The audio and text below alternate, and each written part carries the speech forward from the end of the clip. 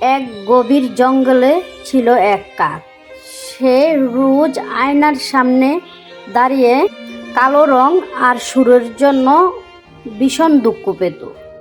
একদিন মনের দুঃখে এক রাজা হাঁসের কাছে গিয়ে সে বলল, রাজা হাঁস ভাই, তুমি কতই না সুন্দর, তোমার দুধ সাদা রং জ্বলে, কি শান্তি তোমার জীবন।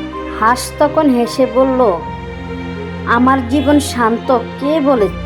বাহির থেকে শান্ত দেখালেও জলের নিচে বেঁচে থাকার জন্য কতই না হাত পা ছোটাতে হয়। হাঁস আরও বল, আমার জীবনে আসলেই কোনো শান্তি নেই। এই পৃথিবীর ভিতরে যদি সুন্দর হয় সেই প্রাণী হলো একমাত্রই ময়ূর ভাই। তারপর দুজন মিলে চলে গেল ময়ূর ভাইয়ের কাছে। ময়ূরকে গিয়ে বলল, ময়ূর ভাই, এই পৃথিবীর ভিতরে একমাত্রই সুখী প্রাণী তুমি। ময়ূর তখন চোখের জল নিয়ে বলল, কে বলেছে যে আমি সুখী? আমার এই অপূর্ব সৌন্দর্য আমার জীবনে সবচেয়ে বড় দুঃখ কষ্টের কারণ। এই সুন্দর পালকের লোভেই শিকাররা আমাকে সবসময় তাড়া করে বেড়ায়।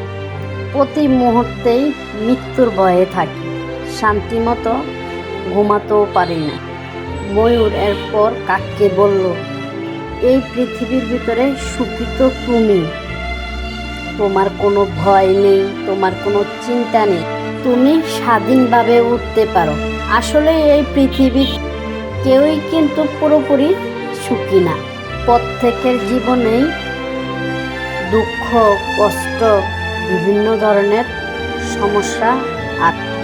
তাই আমাদের কখনোই নিজেকে অন্যর সাথে তুলনা করা উচিত নয়, কারণ দূর থেকে আমরা সবাইকেই সুখী দেখি, কিন্তু কাছ থেকে কেউই সুখী না। প্রত্যেকের জীবনের গল্পটাই আলাদা।